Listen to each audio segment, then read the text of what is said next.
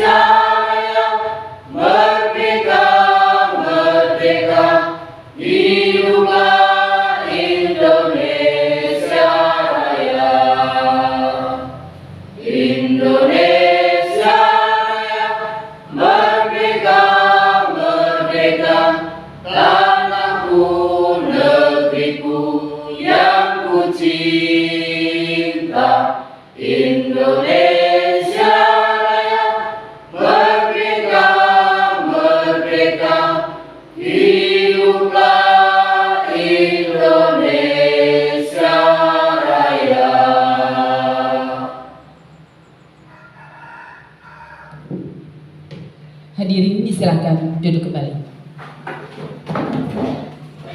Meningkat acara yang ketiga yaitu sambutan Kepala Sekolah SD Negeri 1 Karangsambung kepada Bapak Slamet SPD, disilakan.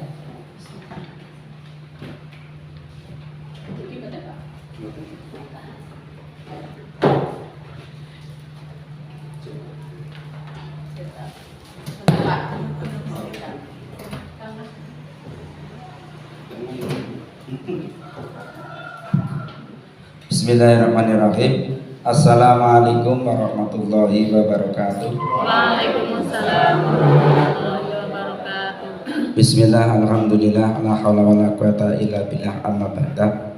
Yang terhormat Bapak Miskun Adi Prasetyo SPD, calon guru penggerak di SD Negeri 1 Karangsambung, Kecamatan Karangsambung.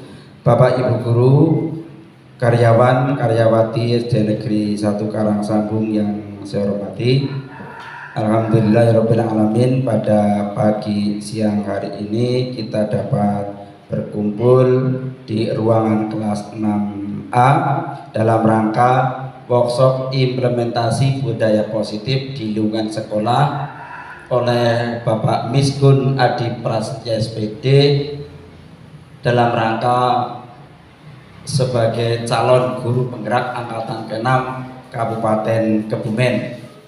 Sholawat salam tetap tercurah kepada Nabi Muhammad SAW yang senantiasa kita nantikan syafaatnya di hari kemudian.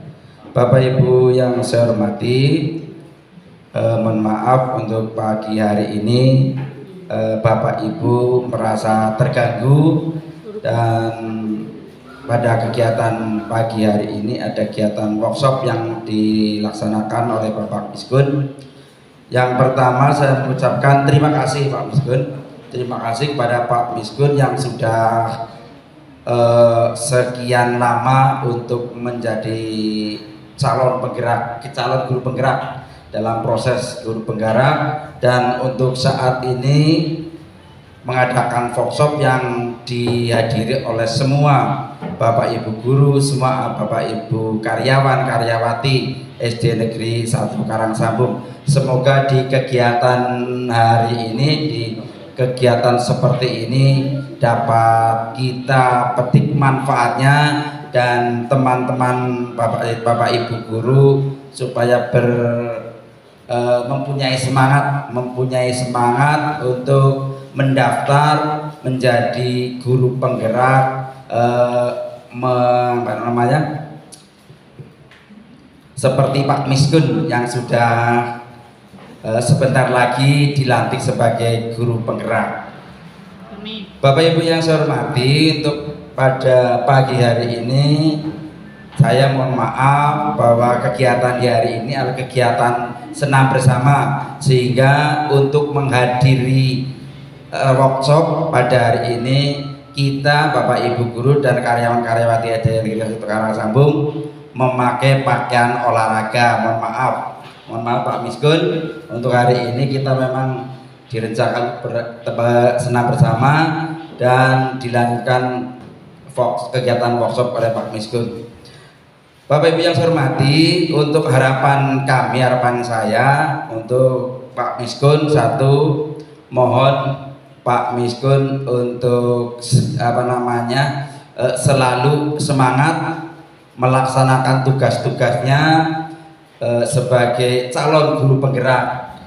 Yang kedua, mohon Pak Miskun untuk memberi contoh, memberi semangat kepada teman-teman yang belum mendaftar di guru penggerak. Barangkali setiap tahun ada ya Bapak Ibu untuk setiap tahun tentunya ada pendaftaran guru penggerak. Monggo yang saya harapkan Pak Miskun, bahkan Ibu Dewi, untuk menggerakkan teman-teman mendaftar sebagai guru penggerak yang sudah memenuhi syarat. Kalau yang belum memenuhi syarat, nunggu tahun-tahun berikutnya. Dan untuk sambutan pada pagi hari ini cukup sekian. Salah khilafnya mohon maaf nih Bapak Ibu. Sekian, wassalamualaikum warahmatullahi wabarakatuh. Kembali ke pembicara. Terima kasih kami sampaikan pada Bapak Selamat SPD selaku Kepala Sekolah SD Negeri 1 Karangsambung. Meningkat acara yang keempat, yaitu acara inti. workshop implementasi budaya positif di lingkungan sekolah. Kepada Bapak Miskun Adi Prasetya SPD, waktu disilahkan.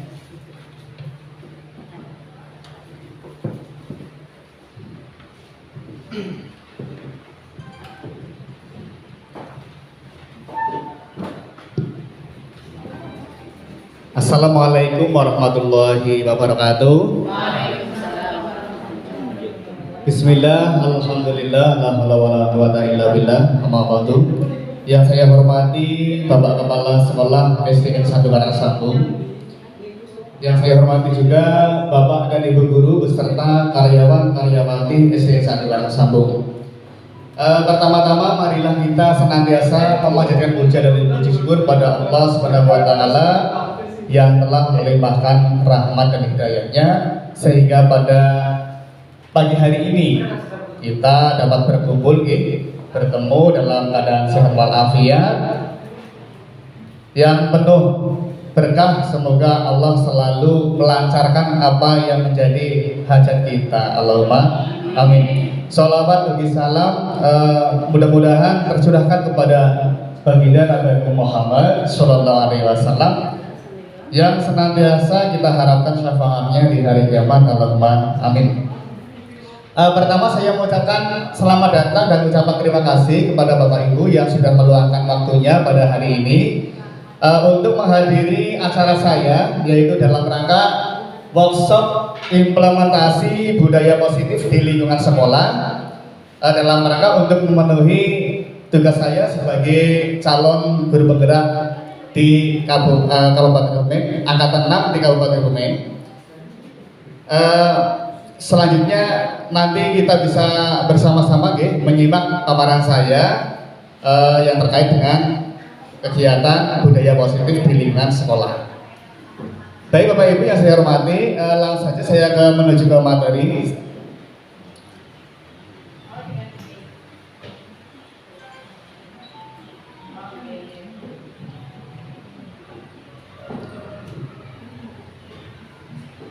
Sebelum saya menyapa dulu selamat pagi semuanya Bapak Ibu.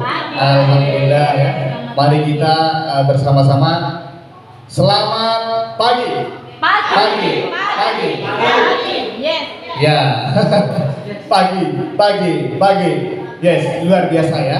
Ya, untuk Bapak Ibu hebat, untuk Bapak Ibu guru hebat, mari kita berlatih bersama, berkolaborasi, kemudian saling mendukung demi mewujudkan disiplin positif di sekolah. Insya Allah kita bersama-sama Bapak Ibu di lingkungan sekolah kita ini kita saling berkolaborasi, saling bekerja sama bagaimana kita dapat mewujudkan disiplin yang positif di lingkungan sekolah kita, tentunya di SDN 1 Karangsambung tercinta ini. Bapak Ibu, konsep pada pertemuan hari ini yang pertama yaitu kita akan membahas perubahan paradigma belajar. Kemudian yang kedua yaitu disiplin positif. Yang ketiga kebutuhan dasar manusia. Yang keempat motivasi perilaku manusia. Berikutnya yang kelima yaitu segitiga restitusi. Dilanjutkan dengan keyakinan kelas dan juga posisi kontrol restitusi. Baiklah Bapak Ibu, kita akan mempelajari apa yang dimaksud dengan pembelajaran dengan paradigma baru. Di sini saya sampaikan bahwa pembelajaran dengan paradigma baru itu dirancang berdasarkan prinsip pembelajaran yang berdiferensiasi, sehingga setiap siswa belajar sesuai dengan kebutuhan dan tahap perkembangannya untuk mewujudkan profil pelajar Pancasila. Kita tahu Bapak Ibu, profil pelajar Pancasila itu ada 6 ya. Kalau kita lebih mudah itu kita nyanyikan bersama-sama, coba profil pelajar Pancasila. Profil pelajar Pancasila, beriman dan bertakwa pada Tuhan Yang Esa, dan berakhlak mulia, berkebinekaan global, gotong royong mandiri, kreatif dan bernalar kritis. Mungkin satu kali lagi ya. 1, 2, 3. Profil pelajar Pancasila, beriman dan bertakwa pada Tuhan yang Esa, dan berakhlak mulia, berkebinekaan global, gotong royong mandiri, kreatif dan bernalar kritis. Ya, terima kasih. Kalau di sekolah, di kelas kita langsung tepuk tangan gitu ya. Tangan ini.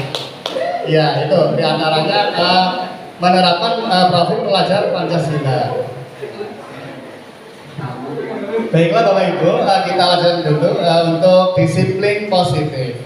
Mungkin sebelumnya mari kita tanyakan ke diri kita Bapak Ibu, bagaimana kita berperilaku, kemudian mengapa kita melakukan segala sesuatu. Apakah kita melakukan sesuatu itu karena adanya dorongan dari lingkungan atau mungkin ada dorongan dari yang lain? Kemudian pernahkah kita melakukan sesuatu untuk mendapat senyuman atau pujian dari orang lain, untuk mendapat hadiah atau untuk mendapatkan uang? Tentu saja hal-hal yang kita lakukan itu sesuai dengan niat kita, Nah, itu jadi kita menanyakan pada diri saya sendiri, kita sendiri. Lebih tepatnya itu kita yang mana. Nah, jadi kita akan membahas lebih dalam lagi makna disiplin. Bapak Ibu, kita tahu ya, untuk Bapak Pendidikan kita Ki Hajar Dewantoro menyatakan bahwa di mana ada kemerdekaan, disitulah harus ada disiplin yang kuat. Sungguh pun disiplin itu bersifat self-disiplin, yaitu kita sendiri yang mewajibkan kita dengan sekeras-kerasnya. Tetapi itu sama saja, sebab jikalau kita tidak cakap melakukan self-disiplin, wajiblah penguasa lain mendisiplinkan kita. Dan peraturan demikian itulah harus ada di dalam suasana yang merdeka. Ini dari Ki Hajar Dewantoro, pemikiran konsepsi keteladanan sikap merdeka. Berikutnya makna disiplin. Definisi kata merdeka menurut Ki Hajar Dewantoro adalah merdeka iku jarwanya noramu lepasi pamrih nging ugo kuat kuoso amandiri priyonggo. Artinya ini merdeka itu artinya adalah tidak hanya terlepas dari perintah, akan tetapi juga cakap buat memerintah diri sendiri. Berarti arahnya itu kita menjadi seorang yang mandiri dalam menerapkan disiplin positif. Nah, jadi ini arahnya kita membangun dari dalam diri kita sendiri. Nah, ini adapun tadi ya, Bapak Ibu di depan sudah luar biasa menyebutkan profil pelajar Pancasila dengan sebuah nyanyian. Ini ternyata terkadang di kelas anak-anak, jika saya menanyakan anak-anak, coba sebutkan profil pelajar Pancasila ada berapa? Ada 6 Pak. Coba sebutkan. Ada anak-anak yang suka nyanyi dulu sebelum menjawab. Nah, karena memang ada yang hobi nyanyi mungkin ya, jadi nyanyi dulu baru oh ya tahu gitu ya tadi. Nah, ini profil pelajar Pancasila yang pertama yaitu beriman, bertakwa kepada Tuhan yang Maha Esa dan berakhlak mulia. Kemudian yang kedua yaitu mandiri, kemudian bernalar kritis, berkebinekaan global, bergotong royong dan kreatif. Ini alhamdulillah untuk SD kita ya. Untuk profil pelajar Pancasila sudah mulai kita laksanakan. utamanya untuk beriman bertakwa kepada Tuhan Yang Maha Esa. Ini sudah terlihat anak-anak sudah mulai melaksanakan kegiatan sholat duha, diantaranya ya itu digerakkan oleh guru agama kita, ya Ibu Umi sama Ibu Fatma. Ya, saya sudah melihat itu sudah ada masuk ke dalam profil pelajar Pancasila. Kemudian yang kedua yaitu berakhlak mulia, di mana kita melihat sehari-hari anak-anak itu juga luar biasa. Terkadang ada kesalahan, misalnya punya salah sama temannya, ya diasuhkan untuk meminta maaf. Itu salah satu adalah bentuk dari akhlak mulia. Kemudian juga mandiri. Ini anak-anak juga sudah bagus dalam menerapkan profil pelajar Pancasila yang bagian mandiri. Ini anak-anak sudah bisa kita berikan dorongan, semangat ya. Ketika anak-anak itu disuruh mengerjakan tugas dari bapak atau ibu guru, mereka bisa melaksanakannya, tidak harus selalu didampingi oleh bapak dan ibu gurunya. Artinya bapak dan ibu guru menyampaikan tugas, anak bisa berkreasi. Nah, ini juga pada bagian kreasi. Kemudian sekarang bergotong royong, ini tampak sekali ya anak-anak dalam diskusi kelompok di kelas itu sudah menerapkan prinsip gotong royong, kerjasama. Berikutnya kreatif, ini SD kita sudah mulai membuat suatu karya yang mana karya itu dapat kita buat menggunakan barang bekas, diantaranya yang sudah kita berikan pelatihan, yaitu bagaimana anak-anak itu membuat kerajinan dari barang bekas berupa dari misalnya bungkus kopi, ya bungkus kopi yang sudah tidak terpakai. Nah, berikutnya nilai-nilai kebajikan menurut Ibu Primary Years Program, ini diantaranya ada sikap murid, yaitu toleransi. Nah, ini kita melatih toleransi juga tidak mudah Bapak Ibu, karena ini harus ada dari kita itu betul-betul lebih intens bagaimana memberikan pengertian terhadap anak, kaitannya sikap toleransi, utamanya dengan teman di kelas, gitu ya. Insya Allah kalau anak-anak kita sudah tertanam sikap toleransi, maka anak-anak itu betul-betul dengan teman bisa saling menghargai, ya, tidak suka membuli atau mungkin yang lain. Ya. Kemudian di sini ada rasa hormat kepada bapak dan ibu guru di sekolah. Kita tanamkan anak-anak kita untuk selalu hormat kepada yang lebih tua, utamanya di sini misalnya kepada bapak dan ibu guru. Kemudian ada integritas, mandiri, menghargai, antusias dalam mengikuti kegiatan di sekolah. Empati, kemudian keingintahuan, kreativitas, kerjasama, percaya diri, dan yang lain. Berikutnya adalah komitmen. Antusias, anak-anak kita sudah luar biasa antusiasnya ya ketika mengikuti kegiatan di sekolah, apalagi kalau kegiatan yang berkaitan dengan olahraga, kemudian kesenian, gitu ya, antusiasnya luar biasa. Dan juga pembelajaran di kelas luar biasa, anak-anak disiplinnya. Yang mudah-mudahan kita selalu memberikan support untuk anak-anak selalu antusias mengikuti pembelajaran di sekolah.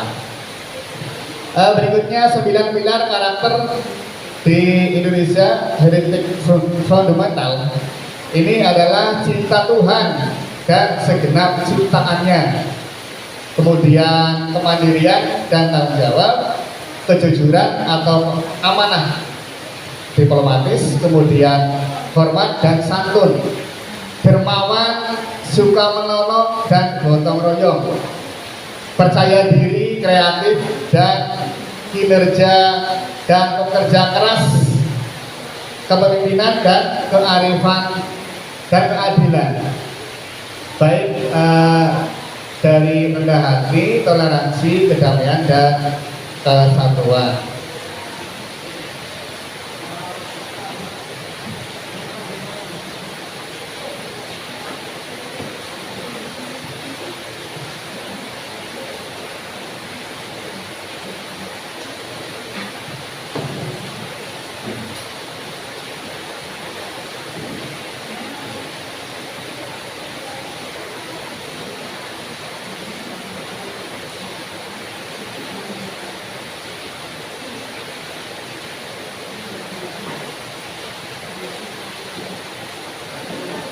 Ya, baiklah Bapak Ibu, nah kita ajukan dulu nih untuk disiplin positif.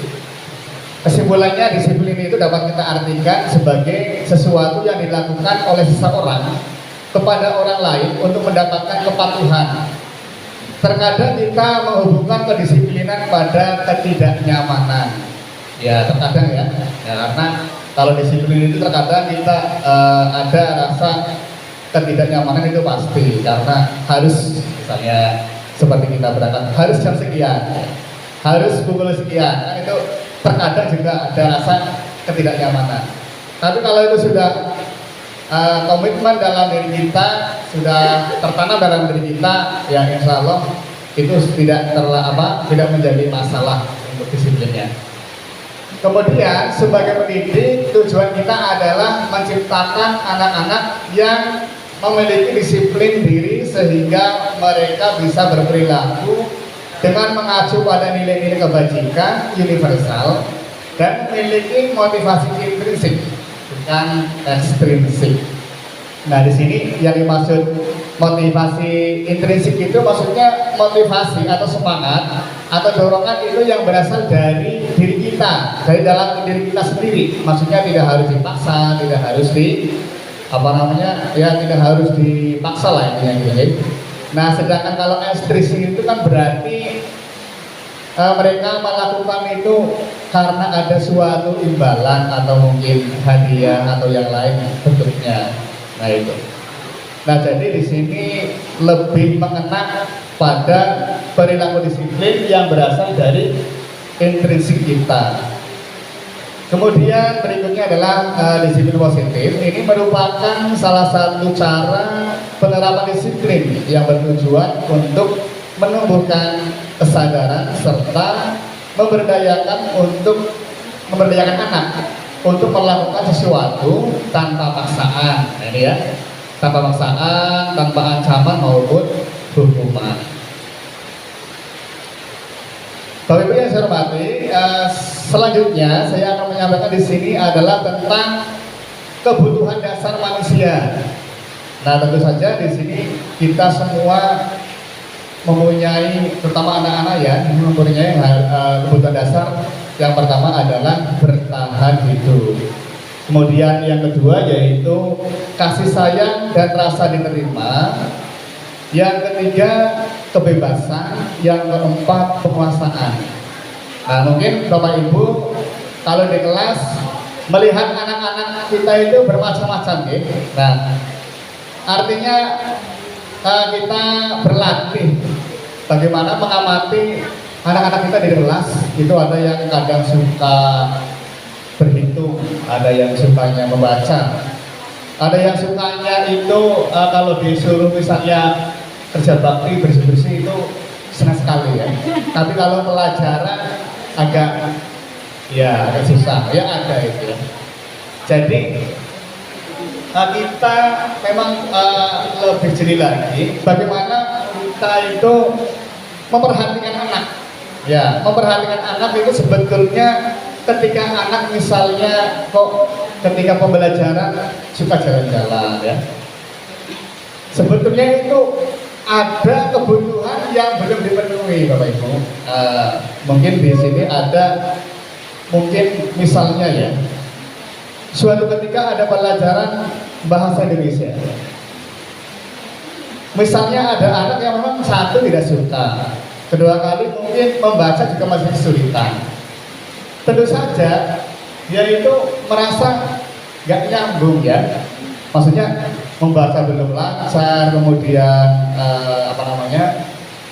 membaca belum lancar, menulis juga masih kesulitan, disuruh menulis, disuruh membaca, akhirnya dia itu kok rasanya kayak ya terbebani. Waduh, saya ini bagaimana ya, belum bisa, harus itu terus begini. Nah, berarti di sini kalau seperti itu kan anak tersebut berarti belum terpenuhi dalam kebutuhan penguasaan, ya Bapak Ibu. Nah, artinya di sini penguasaannya dia itu belum mampu mengikuti pembelajaran seperti teman-teman yang lain. Nah, ini juga PR buat kita, karena Tidak mungkin dalam waktu 1 hari 2 hari berubah, nggak mungkin kan ya. Nah kita butuh waktu, memang butuh waktu. Paling tidak kita bandingkan dulu si A, si B itu kebutuhan utamanya apa sih sebetulnya ya.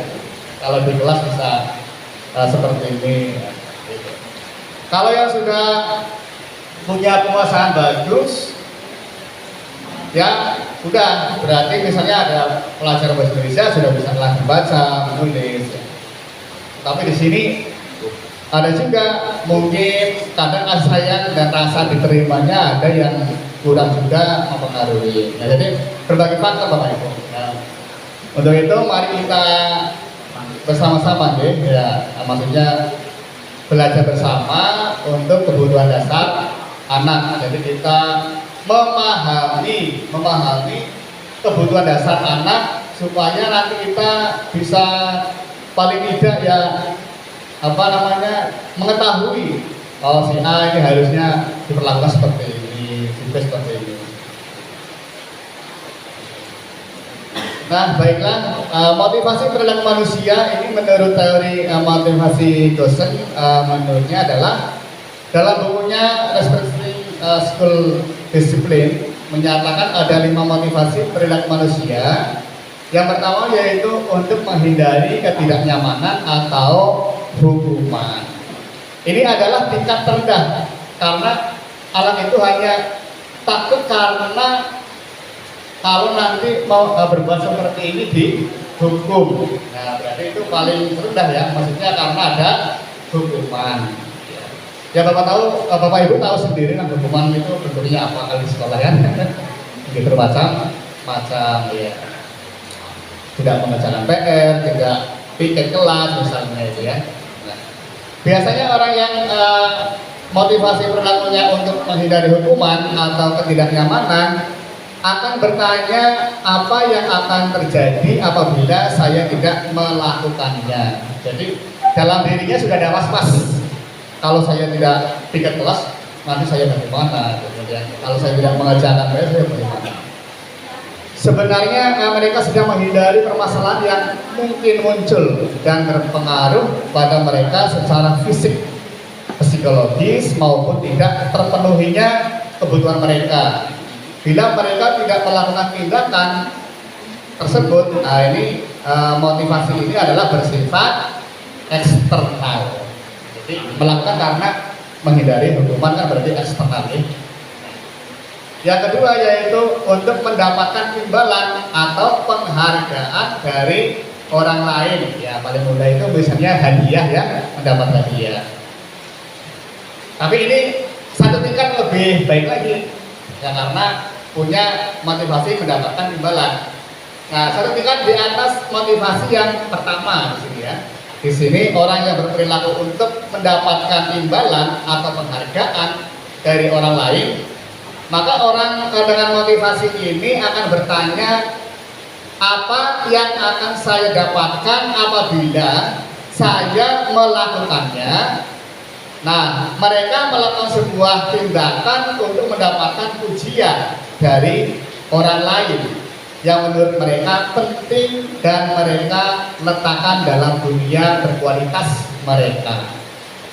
Kemudian mereka juga melakukan sesuatu untuk mendapatkan hadiah, pengakuan atau imbalan. Nah ini motivasi ini jelas bersifat eksternal. Nah, karena melakukan sesuatu itu untuk mendapatkan imbalan, hadiah, bisa yang lain lah ya, bentuknya macam-macam.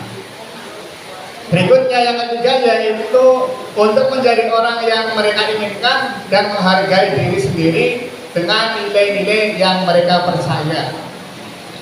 Orang dengan motivasi ini akan bertanya akan menjadi orang yang seperti apa apabila saya melakukannya.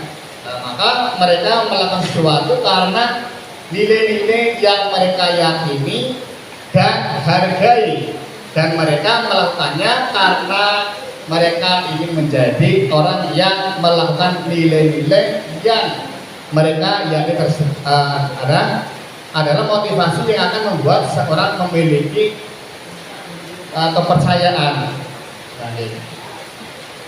Nah, berikutnya ini adalah motivasi perilaku manusia. Saat kita berulang kali menjanjikan hadiah kepada anak-anak agar berperilaku bertanggung jawab, atau kepada seorang murid agar mempelajari sesuatu yang baru, atau kepada seorang karyawan agar melakukan pekerjaan yang berkualitas, kita sedang berasumsi mereka tidak dapat melakukannya atau mereka tidak akan memilih untuk melakukannya. Nah, berikutnya Bapak Ibu, kita masuk pada konsep disiplin pendekatan restitusi. Nah, ini yang sering kita jumpai dalam keseharian kita.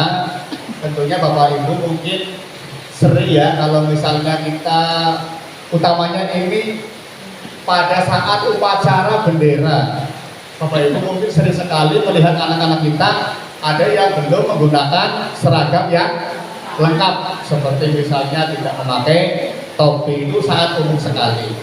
Nah, ini salah satunya dapat kita atasi dengan menggunakan konsep disiplin atau pendekatan restitusi. Nah, apa itu pendekatan restitusi?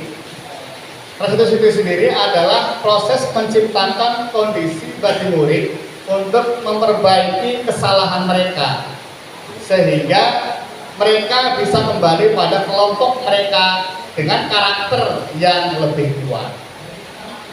Kemudian ciri-cirinya apa di sini? Yaitu untuk belajar dari kesalahan, kemudian memperbaiki hubungan, tawaran bukan paksaan, menuntut untuk melihat ke dalam diri, mencari kebutuhan dasar yang mendasari tindakan, kemudian pada karakter bukan tindakan, dan yang terakhir adalah fokus pada solusi. Ya, kita fokusnya pada solusi. Nah, berikutnya posisi kita. Ini mengenal, mohon maaf nih Bapak Ibu, kita sedikit mengenal diri saya, maksudnya diri kita. Kita itu sebagai apa dalam posisi kontrol itu? Karena di sini ada 5 posisi. Yang pertama yaitu posisi sebagai penghukum. Kira-kira kalau Bapak Ibu mendengar kata penghukum itu bagaimana kesannya ya? Takut apa enggak Bapak Ibu? Ya, kesannya kalau dihukum orang sih takut ya? Ya, dihukum seperti apa? Kayak ya pokoknya dia itu lain gitu. Rasanya jadi menakutkan. Kemudian yang kedua yaitu membuat rasa bersalah. Yang ketiga posisi kita sebagai teman. Yang keempat posisi kita sebagai pemantau. Dan yang terakhir yang terbaik itu kita posisinya sebagai manajer. Pemantau. Ya, monggo. Cek. Tinggal, ya kita kan sedang bersama-sama gitu berlatih. Ya apa namanya ya? Para diri saya sendiri. Saya itu di mana ya? Penghukum atau pembatas bersalah atau mungkin saya teman, pemantau atau mungkin manajer. Nah, kita di mana?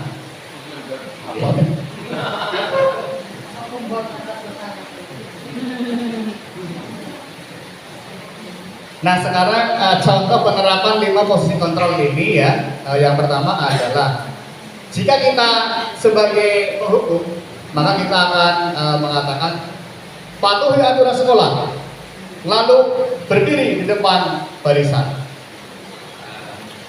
Itu kira-kira Bapak Ibu. Yang kedua yaitu pembuat rasa bersalah. Nah, ini kira-kira ilustrasinya ya, kita dapat menyampaikan berapa kali Pak Guru harus memberitahu kamu, Pak Guru kecewa. Sehingga merasa bersalah. Iya, ini pembuat rasa bersalah. Anak jadi merasa, waduh, saya itu salah sekali berarti kalau seperti ini. Yang ketiga yaitu posisi kita sebagai teman, Bapak Ibu. Jadi kita akan mengatakan, ayolah yang tertib. Bapak guru bangga, kali ini tidak apa-apa kamu salah. Karena orang itu pasti tidak benar terus, pasti pernah mempunyai kesalahan. Nah itu sebagai teman, gitu, posisi sebagai teman. Yang keempat, posisi kita sebagai pemantau. Nah ini kira-kira kita akan mengatur seperti ini. Kamu sudah melanggar, apa peraturan dan konsekuensinya? Jadi kita malah bertanya kepada anak, kamu sudah melanggar, kamu kira-kira konsekuensinya apa untuk pelanggaran kamu? Nah, tapi sebagai pemantau. Jadi anak itu nanti bisa berpikir, oh ya kalau saya misalnya tidak pikir kelas, berarti kira-kira apa namanya? Konsekuensi, konsekuensi, ya, yang saya lakukan apa? Mungkin konsekuensinya harusnya pagi piket karena belum mungkin pulang sekolah piket. Itu salah satu untuk konsekuensinya. Tapi tidak dihukum, tidak dihukum. Nah ini yang berikutnya yaitu sebagai manajer. Ini Bapak Ibu, ini paling bagus kita terapkan. Jika kita merangkap sebagai manajer, maka kita akan mengatakan apakah kesalahan kamu. Nah, jadi kita akan mengatakan apakah kesalahan kamu. Jadi kan artinya kan kita menggali ya Bapak Ibu, menggali. Misalnya saya sudah tahu sebetulnya kalau si A itu ketika upacara tidak memakai topi, tapi saya tidak langsung mengatakan kamu tidak pakai topi tadi pagi. Lalu saya mengatakan apakah kamu tahu kesalahan kamu? Nah, itu. Nah, jadi anak itu ditanya seperti itu akan menggali sendiri. Oh iya. Oh iya saya tahu Pak. Nah, ya. Kemudian apakah kamu bersedia memperbaikinya? Jadi kita memang itu apa ya? Kalau dalam ceritanya halus apa ya Pak? Ya, dengan sikap yang halus. Ya. Iya, sikap yang halus ceritanya itu. Iya. Jadi penuh perasaan. Ya. Nah, salahnya adalah penuh perasaan. Nah, itu ya, salahnya. Berikutnya keyakinan kelas kita. Kenapa kita menggunakan keyakinan bukan peraturan? Karena di sini ada perbedaan Bapak Ibu. Kalau kita menggunakan keyakinan, maka keyakinan itu sifatnya lebih abstrak dari peraturan kelas. Yang kedua berupa pernyataan universal, kemudian dibuat dalam bentuk positif, sedikit saja agar mudah diingat, tidak banyak-banyak kalau keyakinan kelas itu. Kemudian sesuai kondisi kelas agar mudah diterapkan. Dan yang terakhir adalah semua warga kelas dilibatkan saat membuat keyakinan kelas. Jadi tidak tahu-tahu ada peraturan kelas, tapi kita membuatnya itu bersama-sama dengan anak. Nah, bagaimana sebaiknya kelas kita bersama-sama itu keyakinan kelas kita. Berikutnya di sini ada segitiga restitusi, yaitu diantaranya adalah ada menstabilkan identitas. Kemudian kita akan melakukan hal terbaik yang kita lakukan. Diantaranya yaitu ada validasi tindakan yang salah, kemudian semua perilaku memiliki alasan. Itu Bapak Ibu yang dapat saya sampaikan ya untuk materi hari ini. Berikutnya terima kasih untuk materi tentang budaya positif sudah saya sampaikan. Mungkin nanti Bapak Ibu ada sesi tanya jawab ya di sesi acara lain-lain. Namun sebelumnya akan saya menampilkan contoh permasalahan di kelas atau di sekolah.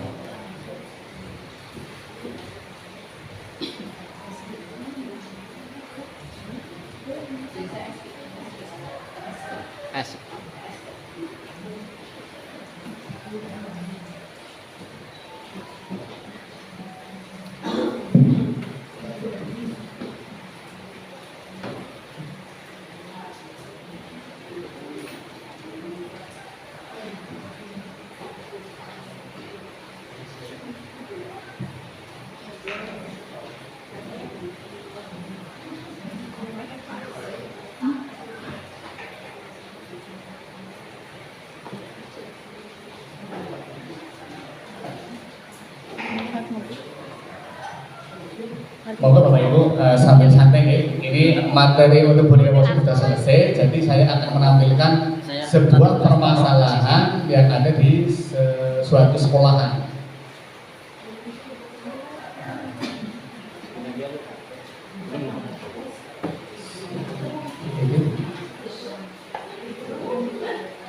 Nah ini ya, ruang kolaborasi modul 1 ini adalah saya.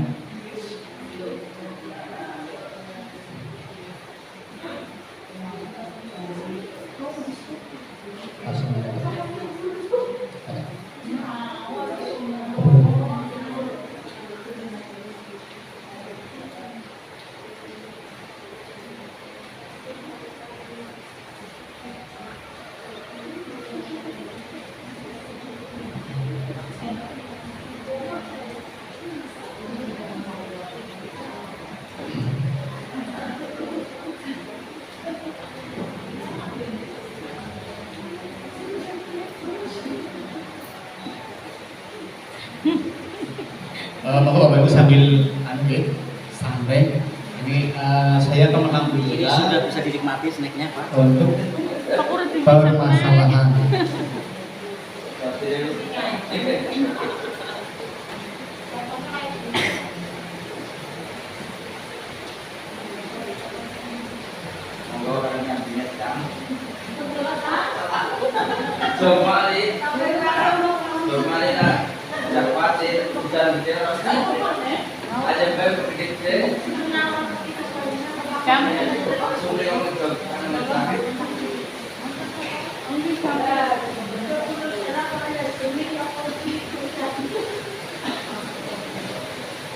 Bapak Ibu, di sini saya akan menyampaikan untuk kasus satu ya, misalnya di sini diilustrasikan. Ini guru matematika dan wali kelas 8, Ibu Santi sakit sehingga tidak dapat masuk dan mengajar. Akhirnya dicarikan guru pengganti, yaitu Ibu Eni. Ibu Eni baru 2 tahun menjadi guru SMP, dan beberapa murid perempuan, kemudian Vivi dan Natali mengetahui hal ini dan mulai menggunakan kesempatan dan bersikap seenaknya, tertawa dan tidak mengindahkan kehadiran Ibu Eni. Kemudian Ibu Eni mencoba menyapa Vivi dan Natali dengan ramah sambil mengingatkan mereka untuk tetap fokus pada pengerjaan tugas. Ayolah, tugasnya dikerjakan. Nanti Ibu ditegur Bapak Kepala Sekolah kalau kalian tidak mengerjakan tugas. Tolong bantu Ibu ya. Namun Vivi dan Natali malah jadi tertawa. Ah Ibu, santai saja Bu. Mereka tetap tidak mengerjakan tugas dan malah mengobrol. Keesokan harinya, Ibu Santi memanggil Vivi dan Natali serta menanyakan tentang laporan Ibu Eni. Ibu Santi menanyakan apakah mereka bersedia melakukan memperbaiki permasalahan yang ada. Vivi dan Natali sempat ragu-ragu dan membela diri, namun pada akhirnya mengatakan akan meminta maaf. Ibu Santi menanggapi bahwa tindakan itu boleh saja dilakukan bila mereka sungguh-sungguh ingin meminta maaf. Namun Ibu Santi menanyakan kembali, apa yang mereka bisa lakukan untuk menggantikan rasa tidak dihormati Ibu Santi? Baik Vivi maupun Natali mengakui bahwa perilaku mereka tidak sesuai dengan keyakinan kelas. Ibu Santi melanjutkan kembali apa yang akan mereka lakukan untuk memperbaiki masalah. Apakah ada gagasan? Setelah berpikir sejenak, Natali dan Vivi mengusulkan bagaimana kalau mereka mengadakan sebuah diskusi kelompok dengan teman-teman sekelasnya. Tema yang mereka pilih adalah penerapan keyakinan kelas, terutama tentang sikap saling menghormati dan bagaimana penerapannya di kehidupan sehari-hari di sekolah. Usulan kedua adalah mengirim email kepada Ibu Eni tentang gagasan mereka tersebut. Mereka pun memberitahu Ibu Eni bahwa mereka telah memberitahu kepala sekolah.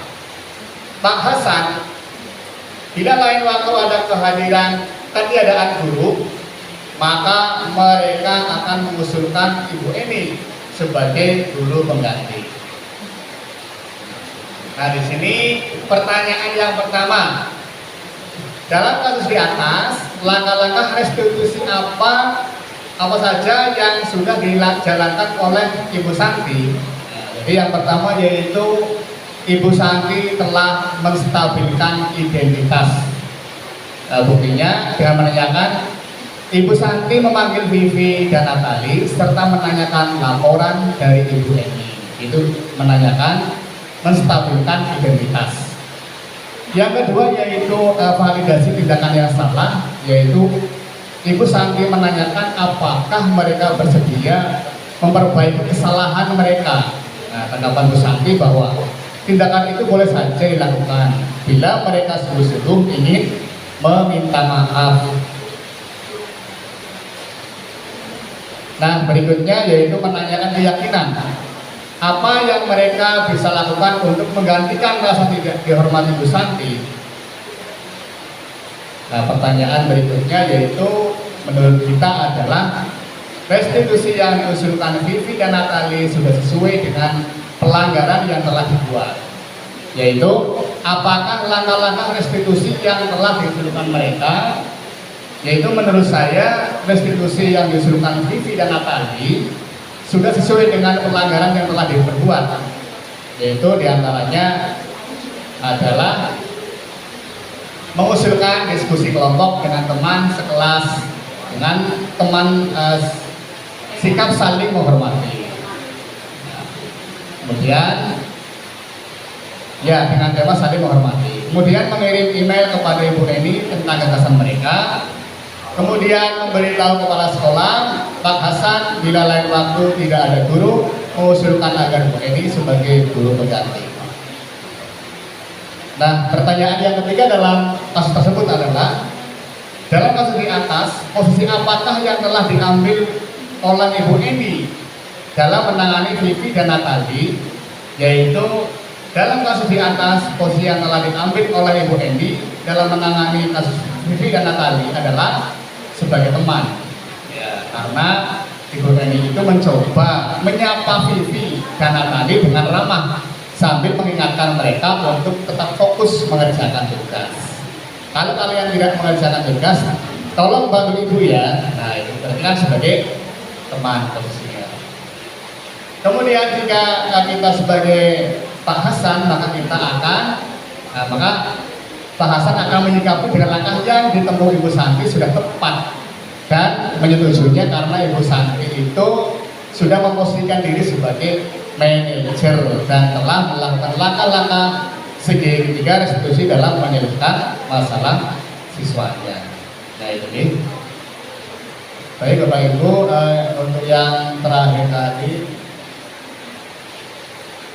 saya juga menyatakan lagi ya.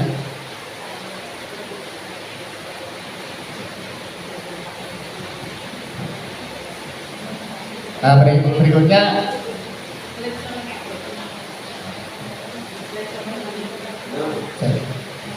ya, saya telah melakukan restitusi. Ini hanya ilustrasi ya Bapak Ibu, ilustrasi aja.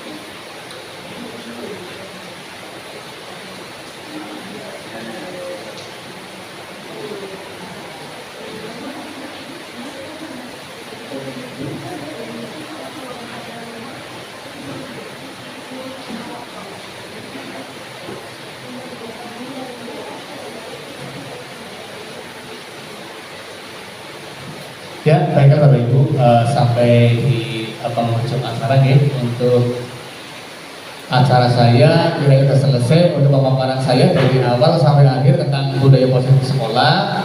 Kiranya nanti dari Bapak Ibu ada yang mau ditanyakan, silahkan saya kasih waktu untuk sesi tanya jawab. Sekian dulu dari saya, kurang lebihnya minta maaf dan ucapan terima kasih banyak-banyaknya. Saya akhiri, wassalamualaikum warahmatullahi wabarakatuh. Saya kembalikan ke pembawa acara. Oke. Terima kasih kepada Bapak Miskun Adi Prasetya yang kali ini sebagai calon guru penggerak Angkatan 6 Kabupaten Kebumen yang telah memberikan pemaparan tentang budaya positif di lingkungan sekolah. Baiklah Bapak Ibu, meningkat acara yang kelima yaitu lain-lain atau tanya jawab. Monggo Bapak Ibu yang akan memberikan pertanyaan atau ingin mempelajari lebih dalam tentang budaya positif ini bisa memberikan pertanyaan, nanti akan dijawab oleh Bapak Miskun. Monggo. Ini boleh pertanyaan, boleh juga memberikan penguatan. Pak Selamat mungkin akan memberikan penguatan. Monggo.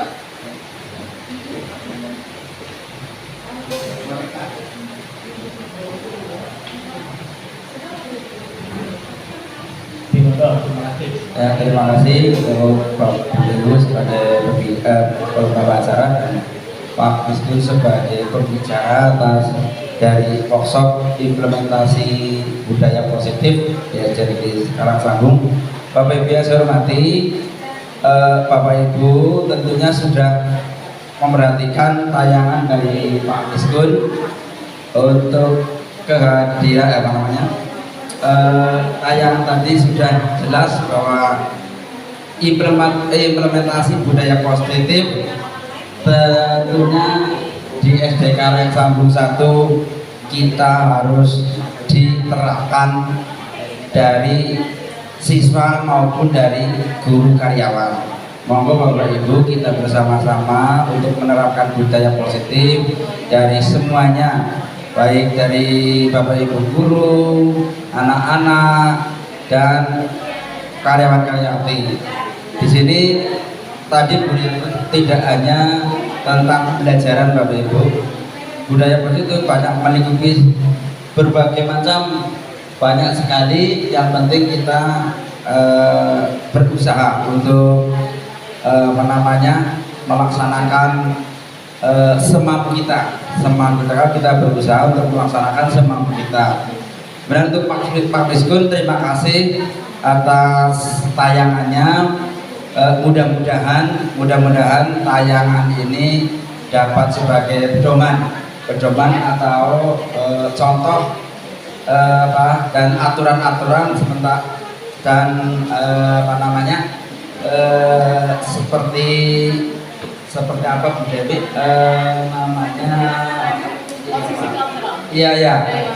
sebagai seperti aturan seperti contoh dengan apa yang kita perbuat dan bagaimana kita harus berbuat, apa yang kita perbuat dan bagaimana yang kita harus berbuat untuk kita diri sendiri sebagai guru dan karyawan, dan meluasnya lagi untuk anak-anak kita dari SD Negeri 1 Karangsambung. Terima kasih Pak Miskun, demikian. Monggo yang lain Bapak Ibu.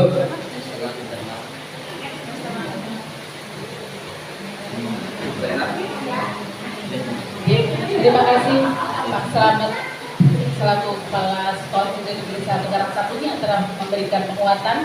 Selanjutnya silakan Bapak Ibu yang mau bertanya. Maju saja Bu. Karena ini mic-nya tidak sampai. Materinya kita biar.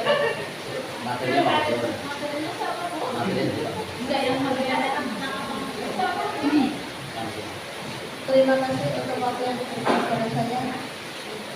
Ini langsung saja deh Bapak Ibu. Sebetulnya pertanyaan di luar materi, tetapi masih berkaitan dengan anak didik kita. Ini Bapak Ibu, di kelas kami, kelas rendah, kan ada anak yang masih belum bisa baca tulis. Sedangkan anak itu harusnya kan diperhatikan lebih dari yang lain. Nah, karena itu juga kendala kami dari guru kelas 1, kalau kita memperhatikan anak yang belum bisa baca tulis top barangnya, yang lain terkafiran lagi. Terus kalau kita secara umum anak yang belum bisa baca tulis itu nanti juga ketinggalan, terus dia juga kadang bikin ulah di dalam kelas Bapak Ibu. Nah, pertanyaan saya bagaimana, dan saya juga minta tolong bagaimana solusinya biar kita semua salah satu kelas itu semua itu tertangani dan anak itu juga bisa belajar dan semuanya. Terima kasih. Assalamualaikum warahmatullahi wabarakatuh.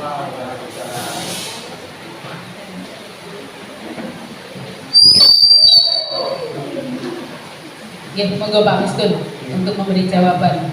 Atau mungkin nanti kalau masih belum puas bisa dibuatkan dengan teman-teman yang lain yang memang sudah berpengalaman ya. Terutama untuk guru kelas bawah. Monggo. Ya, terima kasih pertanyaan yang luar biasa dari Ibu Sutia.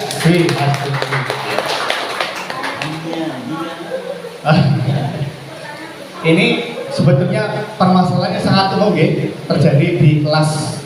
Ya, kemungkinan ini tidak hanya dialami oleh kelas 1 sampai kelas 3, maksudnya kelas bawah.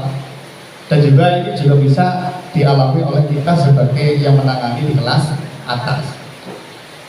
Nah, untuk menangani itu, menjawab itu, maka saya kembali lagi ini ya Bapak Ibu, kebutuhan dasar manusia, yaitu kebutuhan dasar anak. Nah, tadi mungkin keluar dari Ibu Sudia itu ada seorang anak ketika di kelas itu yang pertama belum lancar membaca ya, belum lancar menulis. Kemudian di sisi lain dia itu tidak aktif dalam mengikuti pembelajaran, bahkan cenderung lebih suka jalan-jalan atau mungkin mengganggu teman atau mungkin juga istilah-istilahnya itu. Nah, ini kita untuk mengubahnya Bapak Ibu itu tidak bisa instan. Ini harus betul-betul ekstra.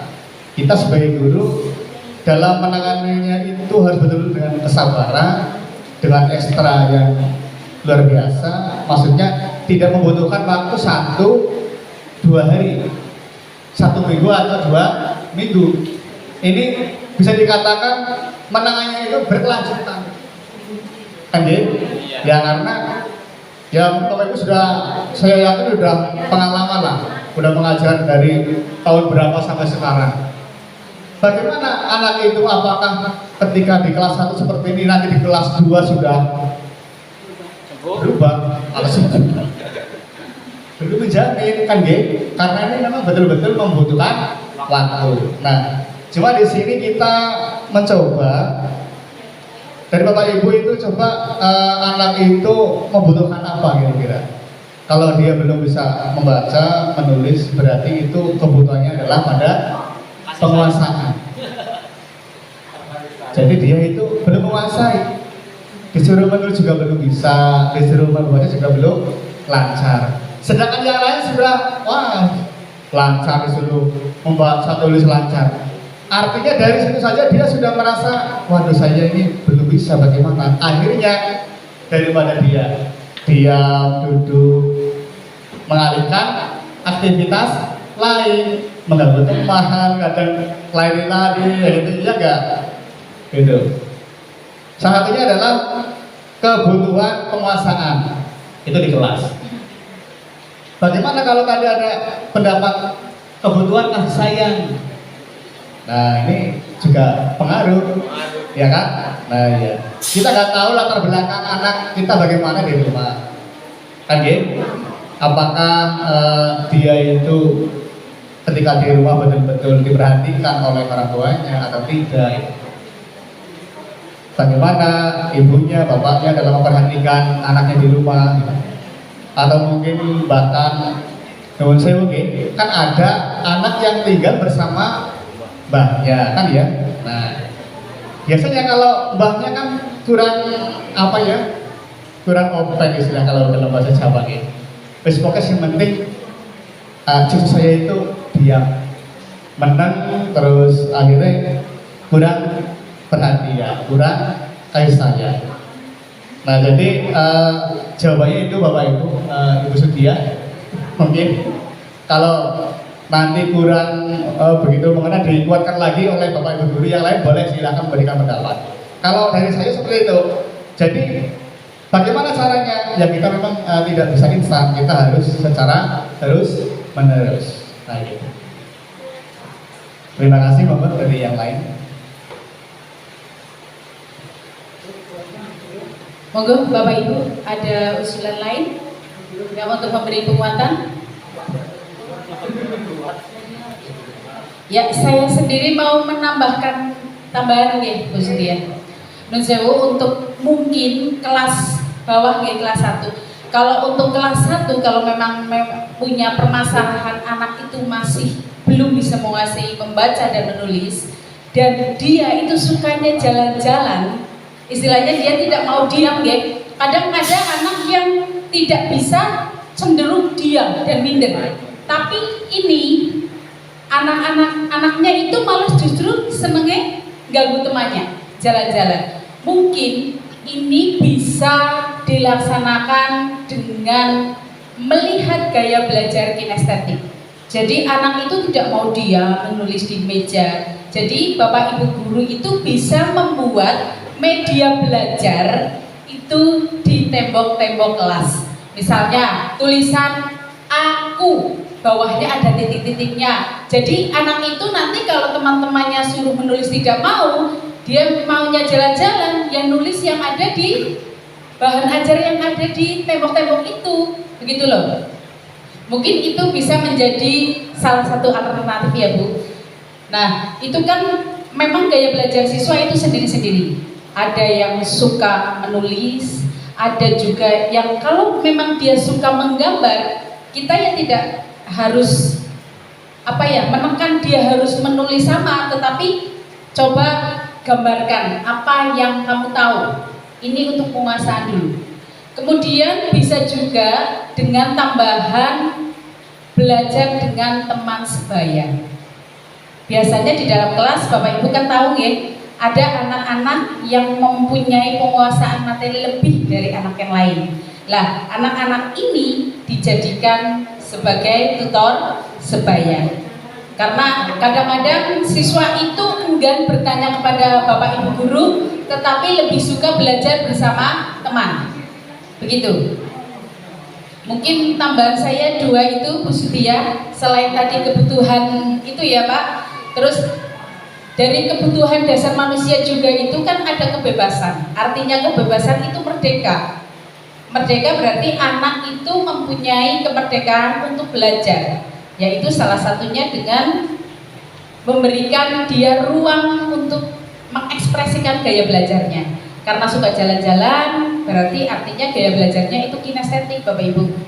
Kalau dia ternyata sukanya itu melihat video, berarti gaya belajar visual, audio visual, begitu ya. Ya mungkin ada yang lain, monggo yang bisa menambahkan. Monggo Pak Edi. Tidak hanya kelas bawah, monggo. Maju bawah. Kira cuma nanti nyambung. Masih nyambung. Persoalannya di sini ini langsung saja. Kalau yang saya tanya, itu kan kadang anaknya asik, memang apa ya? Dia memang belum bisa dan rebutan gurunya itu loh yang kadang kita yang mau berlaku adilnya itu agak susah. Gitu kan ya. Lain gitu. Terus nanti yang lain juga kalau kita sedang memperhatikan itu namanya juga anak kecil ya. Saya juga kan jadi ini masih sedikit sulit karena memang anak masih kecil gitu, bagaimana itu saya masih kurang bisa memposisikan. Kadang-kadang anak-anak merasa mungkin dia sebentar tapi belum saya beri pelayanan, akhirnya kesini lagi kayak gitu, karena yang ini juga masih butuh perhatian yang lebih seperti itu. Itu mungkin bisa ada yang memberikan masukan bagaimana caranya untuk mengatasi hal seperti itu. Dari pertanyaan Bu Dewi Nurjana memang tadi menyambung ya dari pertanyaan Bu Sudiah, ini juga berlaku di kelas bawah. Kalau kelas atas biasanya dengan Bapak Ibu guru itu walaupun dekat ya tidak terlalu begitu ya. Tetapi kalau untuk kelas bawah memang banyak permasalahan yang istilahnya itu rebutan Bapak Ibu guru untuk diperhatikan. Nah, pada intinya di sini kan berarti kasih sayang nih Bapak Ibu. Nah, monggo ada yang memberikan alternatif jawaban. Bu Sur mungkin Bu, monggo Bu. Berikan pengalamannya Ibu, pengalaman Ibu selama ini, monggo. Saya sebetulnya sama aja dengan tadi. Maka Bu Sur yang paling senior. Pendasarnya sama. Pendasarnya sama. Tinggal kreativitas Kita, oke. Ya, gitu Geng. Jadi memang kalau kita membahas anak-anak itu memang gitu tadi, tidak cukup 1 hari 2 hari, ya memang berkelanjutan gitu. Pokoknya memang kita harus ekstra luar biasa menghadapi anak-anak itu. Dan tujuannya adalah untuk kebaikan anak-anak. Ya. Jadi memang kita tidak boleh putus asa, tidak boleh merasa gimana ya. Pokoknya kita harus berjuang sekuat tenaga untuk kebaikan anak. Kayak gitu. Mungkin selanjutnya ya dari Bapak Senal. Ya, silakan. Ya, maju aja. Pakai ini ya. Terima kasih atas waktunya Ibu pembawa acara. Terkait materi yang disampaikan oleh Pak Miskun, sedikit saya hanya memberikan masukan saja terkait motivasi perilaku manusia yang dalam hal ini menurut teori motivasi Goshen. Ini kan nanti ada 3 ya motivasinya ya. Nah, itu menurut kami itu bukan sebuah pilihan Pak, bukan sebuah pilihan. Artinya begini, misalkan yang pertama itu kan motivasi yang bersifat eksternal, karena takut dihukum, takut nanti perlakuan tidak nyaman dan sebagainya. Sampai nanti yang ketiga yang terakhir apa Pak? Eksternal, terus internal, terus yang ketiga untuk menjadi orang yang mereka inginkan, terus menghargai diri sendiri dengan nilai-nilai yang mereka percaya. Dari 3 itu bukan suatu pilihan buat kami. Artinya memang betul yang paling baik adalah yang ketiga, betul. Nomor 2 tengah-tengah agak baik, yang kurang baik adalah yang pertama, memang betul. Tapi sekali lagi menurut saya itu bukan pilihan. Kita tidak bisa memilih salah satu, tapi itu adalah gabungan. Makanya namanya tingkatan. Proses pertama yaitu dari eksternal dulu. Kalau tidak ada misalnya diberi hadiah atau apa, yang mana mungkin. Contoh begini, yang namanya proses. Anak latihan berjalan, di awal itu biar semangat kan dikasih hadiah permen. Kalau bisa ini melangkah dari sana ke sini, nanti dapat hadiah ini, kan dia semangat. Nah, nanti kalau sudah bisa berjalan tanpa ada hadiah pun, maksudnya benar jago umpanya tetap laku deh. Nah, jadi sekali lagi itu adalah tahapan. Mungkin diawali dengan pertama mungkin kita melakukan sebuah aturan misalkan ini kalau sudah jam sekian dan seperti ini, itu memang tahap awal. Dari eksternal kita tanamkan, nanti proses akhirnya tumbuh sebuah kesadaran, itu tumbuh dari dalam. Awalnya memang ibarat seperti ini. Telur itu kalau dipecah dari luar memang harganya hanya 2.000 lah. Telur dadar kan hanya 2.000. Misal 5.000 atau 3.000. Karena pecahnya itu dari luar digoreng. Nanti akan begitu mahal ketika telur itu pecah dari dalam, menetas menjadi tumbuh kehidupan yang baru. Terima kasih. Terima kasih luar biasa ya dari rekan kita Bapak Zainal Arifin ya. Kalau yang saya hormati, akhirnya waktu sudah siang ini juga hari Jumat. Untuk itu Mungkin apakah masih ada pertanyaan dari Bapak Ibu? Kalau tidak, saya kembalikan ke Ibu Dewi. Terima kasih. Bapak Ibu, nanti kalau masih ada pertanyaan lanjutan silahkan langsung ke Bapak Miskun. Ya. Bisa japri, bisa langsung face to face ya Bapak Ibu. Ya. Siap. Baiklah Bapak Ibu, kita lanjutkan ke acara selanjutnya yaitu penutup. Sebelum kita tutup, saya sebagai pembawa acara pada kesempatan kali ini apabila saya dalam membawakan acara dari awal sampai akhir terdapat kekeliruan atau kesalahan, saya pribadi mohon maaf yang setulus-tulusnya.